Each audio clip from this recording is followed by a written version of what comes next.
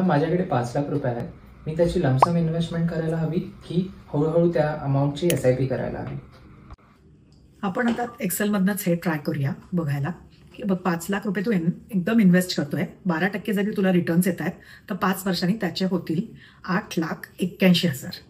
पण हेच आपण समजा SIP मधनं इन्व्हेस्ट करतोय म्हणजे 5 लाख आपण 60 इन्स्टॉलमेंट्समध्ये डिवाइड करतोय तर महिन्याला SIP येईल 8,333. ती समजा आपण 5 वर्ष करतोय 12%च रिटर्न्स आले तर त्याचे होणार आहेत 6,87,000 म्हणजे 1,93,000चा डिफरन्स येतोय. म्हणजे ही अमाऊंट मोठा डिफरन्स आलेली आहे. तर आपल्याकडे जेव्हा एकदम पैसे असतात आणि आपल्याला ॲटलिस्ट 5-7 वर्ष ते नको आहेत तर आपण एकदम इन्व्हेस्ट केलेले बरे.